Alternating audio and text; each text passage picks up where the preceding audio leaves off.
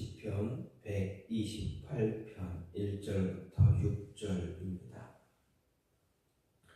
여호와를 경외하며 그의 길을 걷는 자마다 복이 있도다. 내가 내 손이 수고한 대로 먹을 것이라. 내가 복되고 형통하리로다. 내 집 안방에 있는 내 아내는 결실한 포도나무 같으며 내 식탁에 둘러 앉은 자식들은 어린 감람나무 같으리로다. 여호와를 경외하는 자는 이같이 복을 얻으리로다. 여호와께서 시온에서 내게 복을 주실지어다. 너는 평생에 예루살렘의 번영을 보며 내 자식의 자식을 볼지어다. 이스라엘에게 평강이 있을지로다. 아멘. 오늘 말씀 시편 128편 1절부터 6절 말씀, 이 말씀은 성전 순례시 가운데 9번째 시입니다. 5번째 권에 나타나는 15 성전 순례시 가운데 9번째 시인 오늘 말씀은 앞에 있는 127편과 한 쌍을 이루는 그러한 시입니다. 물론 127편은 솔로몬이 지었고 128편은 저자 미상의 시이지만 두 시 모두 지혜시로 구약 지혜문학의 근본 주제인 하나님 중심 사상 또는 신본주의적인 인생관을 요약하는 데 공통점이 있다 하겠습니다. 즉 자존하는 초월자요 창조주로 우리 인생을 주관하고 심판하는 여호와에 대한 경외 그리고 순종만이 바르고 선한 인생의 자세고 또한 인생 성공의 유일한 길이다라는 것을 강조합니다. 이 가운데서 127편이 절대 주권자 되시는 여호와를 경외에 대한 직접적인 언급을 피하고 이를 간접적으로 암시하는 특징을 지닌다면 오늘 말씀은 여호와를 경외하고 그의 길을 걷는 자마다 복이 있다라는 표현으로 시작하면서 주제의식을 드러내고 있습니다. 그리고 중간에서 반복하는 특징을 또한 보여줍니다. 이 외에도 사업과 자녀라는 소주제를 주의 축복이라는 단일한 주제로 묻는 면에서도 127편과 짝을 이룹니다. 즉 127편이 하나님 없는 인간 수고의 헛됨을 노래했다면 128편은 하나님을 경외함으로 복되고 형통할 것임을 노래하고 127편이 자녀의 출산과 다산의 유익을 노래했다면 128편은 자녀들이 성장하기까지의 가정의 화목으로 인한 아름다움을 노래하고 있습니다. 다만 오늘 말씀은 하나님 여호와를 경외해 유익을 직접 언급할 뿐만 아니라 하나의 직접적인 방편 혹은 장소로서 시온을 강조함으로 끝을 맺고 있다라는 점에서 127편과 차이를 보이고 있습니다. 이런 오늘 말씀을 두 부분으로 나누어 볼 수가 있는데 먼저 1절, 2절은 여호와를 경외하는 자가 인간의 의지로 노력할 수 있는 부분에서 정당한 대가를 누릴 수 있다 노래합니다. 또 3절부터 6절은 인간의 의지로 될 수 없는 부분에서 큰 축복을 받게 된다라는 것을 선언합니다. 그 가운데서 3절, 4절은 가정의 번성과 화목을, 5절, 6절은 장수의 축복을 노래하고 있습니다. 이런 3절부터 6절 말씀을 좀 크게 두 부분으로도 나누어 볼 수가 있는데, 즉 3절, 4절은 1, 2절과 교차대고를 이루어서 여호와를 경외하는 자의 가정이 화목하고 번성할 것이다. 그리고 5절, 6절은 가정의 번성을 매개로 하는 장소로서 시온 그리고 축복의 장소로서 예루살렘 자체의 축복의 기원 그리고 거기로부터 발원하는 자자손손 이어지는 축복과 이 축복이 전체 이스라엘로 확장되는 것을 강조합니다. 즉 127편과 마찬가지로 이 128편의 바탕에도 인간의 불안 심리가 깔려 있음을 알 수가 있습니다. 알 수 없는 미래로 인해서 인생은 열심히 노력은 하지만 그래도 늘 불안합니다. 심지어 하나님을 경외하는 자에게도 불안의 그림자가 있다라는 것. 그래서 주권자 대신 하나님을 경외하는 자들, 오늘 말씀을 통해서 불안의 그림자는 씻을 수 있는, 그래서 기쁨과 평강이 그 안에 가득 채워지는 것을 느낄 수 있어야 한다라고 할 수가 있습니다. 어쨌든 오늘 말씀 이렇게 하나님을 경외하는 자가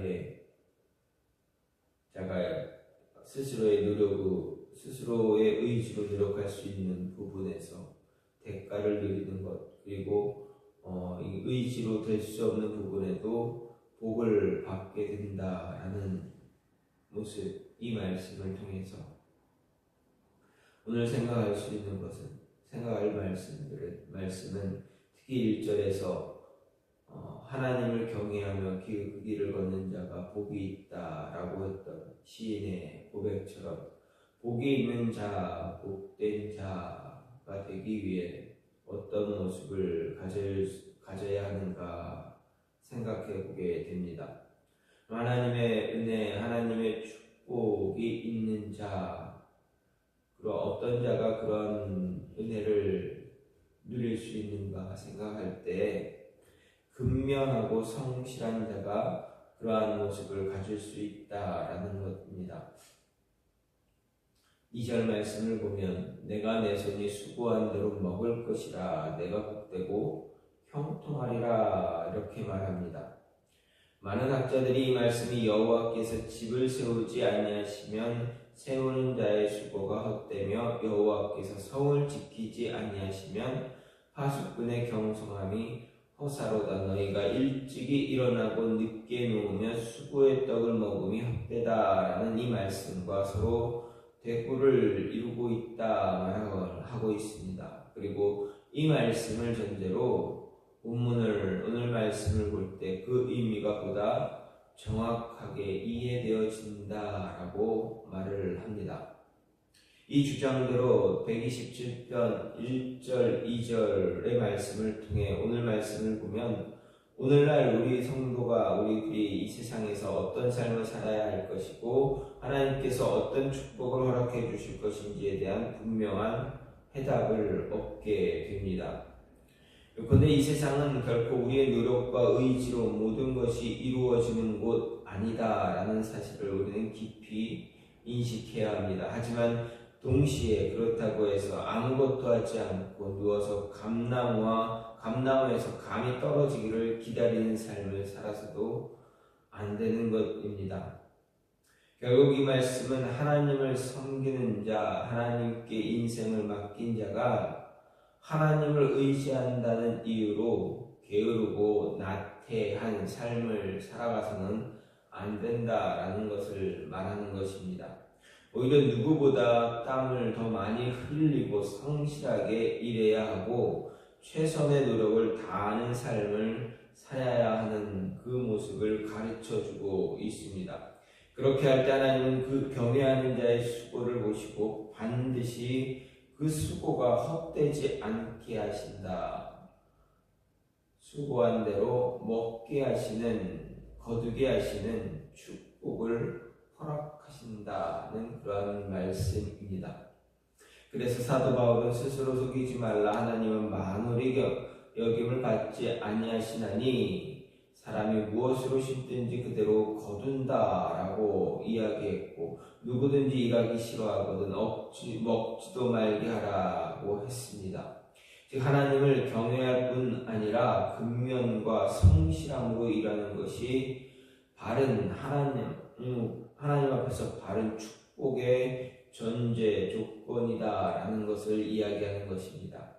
이러한 면에서 분명과 성실, 성도의 우리들의 삶에 있어 너무 소중한 가치를 지닌다 할 수가 있습니다.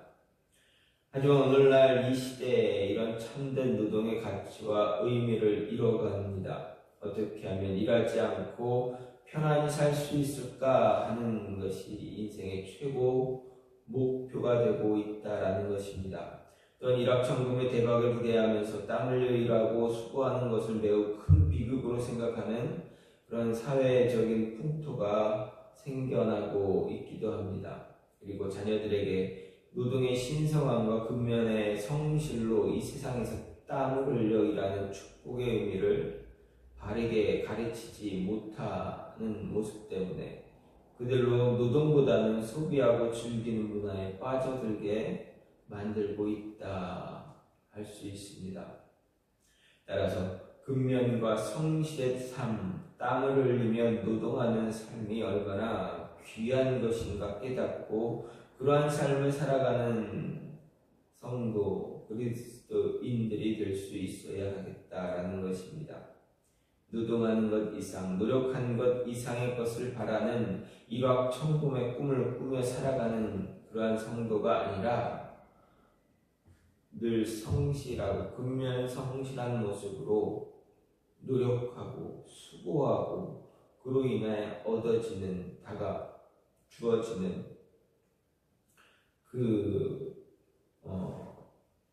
대가를 통해서 살아갈 수 있는, 누릴 수 있는 그 은혜를, 축복을 누리기 위해서 노력하는 그러한 모습 가져야 한다라는 것입니다. 수고한 대로 먹고 그것이야말로 진정한 하나님의 축복이다라는 사실을 늘 기억하면서 하나님께 그러한 자 될 수 있게 해달라 늘 기도하며 나아갈 수 있어야 한다라는 것입니다. 진정 하나님 앞에서 진정한 복을 얻은 자는 자신에게 주어진 일에 늘 최선을 다합니다. 근면하게, 성실하게, 부지런하게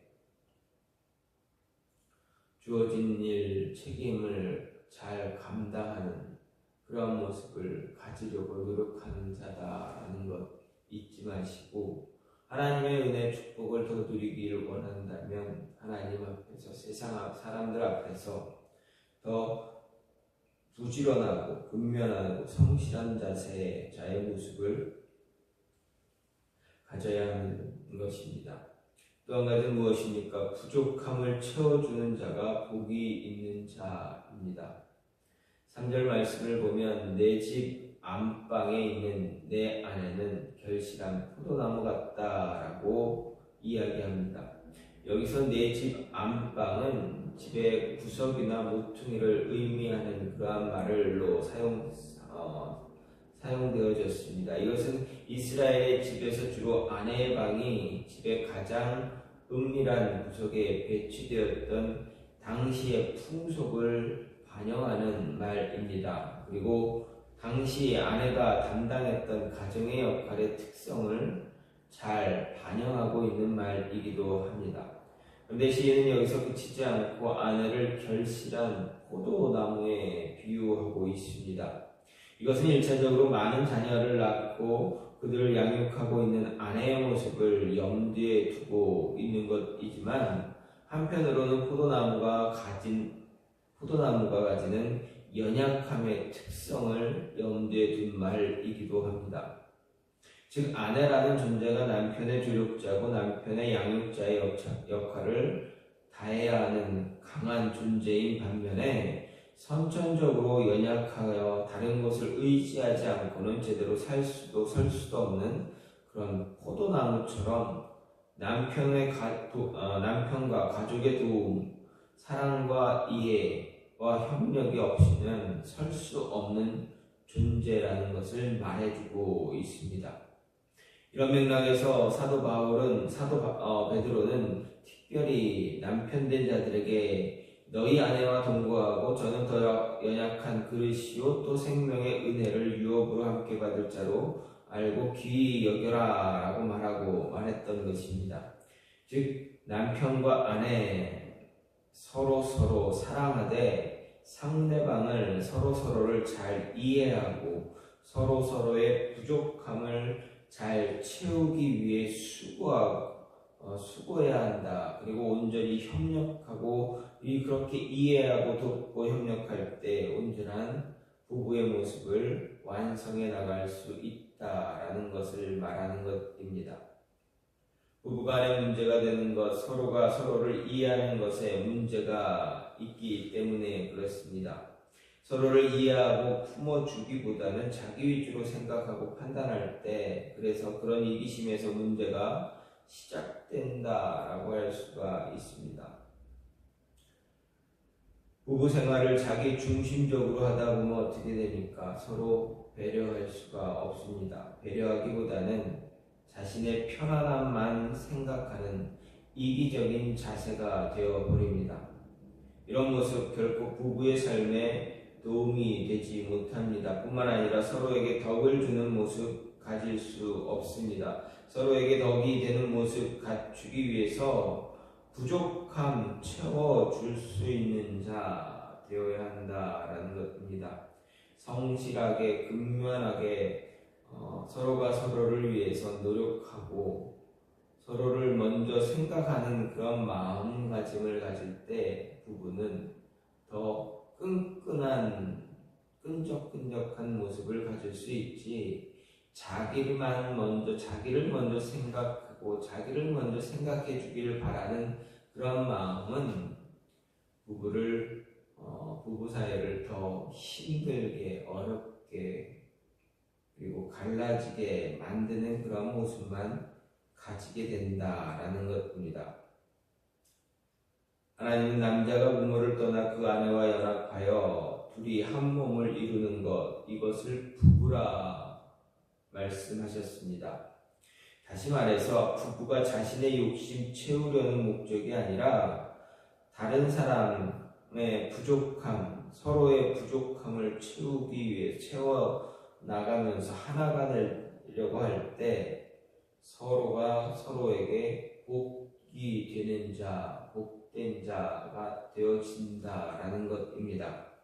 아름다운 가정, 아름다운 부부의 모습, 서로 이해하고 협력해서 부족함을 채워줄 수 있는 마음에서 시작되어진다라는 것 기억하고 늘 서로의 부족함을 채우려고 하는 그 모습을 가져야 한다라는 것입니다. 부부가 서로를 이해하지 않고 서로의 부족함을 채우려고 하지 않을 때 어떻게 됩니까? 부부는 남이 되어버립니다. 끊임없이 사회적인 이슈를 만들며 가장 큰 서로가 갈라지는 가장 큰 이유로 성격 차이를 이야기하게 됩니다. 성격 차이는 왜 일어납니까? 성격 차이는 어떻게 보면 부부 사이에서 성격 차이로 일어난 갈등은 이게 없으면 안 되지 않나라고 생각할 수가 있습니다. 어느 인고 부부에도 성격 차이는 다 있습니다. 그 차이는 분명하게 있습니다. 왜 그렇습니까? 예를 들어서 30대 중반에 결혼한다 생각해 보십시오. 그럼 30대 중반까지 남자는 남자의 성격대로, 여자는 여자의 성격대로 살아왔습니다. 자기 마음대로 살아왔습니다. 부모가 그 사람의 30년 중반, 30 중반까지의 그 성격을 부모도 감당하지 못했습니다. 어머니와 아버지, 엄마, 아빠도 그 사람의, 그 남자의 성격 마음대로 하지 못했습니다. 그 여인의 성격 마음대로 하지 못했습니다. 누구도 터치하지 못했고 누구도 고쳐주지 못했습니다. 그렇게 30년이 넘도록 살아왔던 사람들이 사랑한다라는 잠시 1년, 2년, 길게는 5년, 10년 연애하고 결혼한 사람도 있다라고 하지만 그 연애 기간은 서로가 서로에게 맞추기 위해서 노력했던 시간들 아닙니까? 그리고 나서 결혼을 합니다. 30년이 넘도록 내 마음대로 살았는데 한순간에 누군가가 내 마음대로 살던 것을 조절하려고 하고 조종하려고 한다고 하면 그게 가능합니까?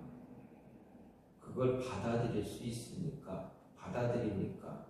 못합니다. 연애할 때는 내가 맞추려고 노력했지 상대방이 나를 조종하지 않았습니다. 그러니까 연애가 가능했던 것입니다. 그런데 결혼하자마자 내가 맞추려고 했던 것을 반대로 나에게 맞추기 위해서, 끼워 맞추기 위해서, 억지로 끼워 맞추기 위해서 남편을, 아내를 그렇게 조종하려고 한다면 그게 그 안에서 갈등이 안 일어나는 게 맞습니까? 갈등이 일어나는 게 당연한 것입니다. 근데 그거를 이겨내지 못하고 성격 차이다라고 하면서 갈라지게 된다라는 것은 서로가 서로에게 복된 자, 복이 되는 자, 복이 되어주는 자가 아니다, 못된다라는 것을 스스로 인정하는 모습이 되어버리는 것입니다. 그렇게 해서 부부싸움은 칼로 물베기다라고 이야기하지 않습니까? 부족함을 서로에게 채워주기 위해서 노력할 때 그 부부는 더 하나가 되고 단단한 결실을 맺는 가정이 되어질 수가 있습니다. 오늘 시인은 서로에게 복이 되어지는 자가 되어줘야 한다라고 이야기합니다. 복이 되어지는 자가 되기 위해서는 근면한 성실한 모습 가져야 합니다. 그리고 서로에게 부족한 모습을 채워줄 수 있는 자, 채워가는 자가 되어야 서로가 서로에게 복이 되어지는 자가 될 수 있다 말하는 것입니다. 저와 여러분이 이러한 모습에 이런 복된 자가 되어져서 가정 안에서뿐만 아니라 공동체 안에서, 교회 안에서, 내가 속한 공동체 안에서, 지역사회 안에서 복이 되어주고 복을 전해줄 수 있는, 하나님의 은혜를 전해줄 수 있는 그러한 통로의 역할을 감당할 수 있는 모습이 있기를 간절히 소망합니다. 이 시간 같이 기도하기 원하는데, 하나님, 우리가 내가 복된 자 되길 원합니다.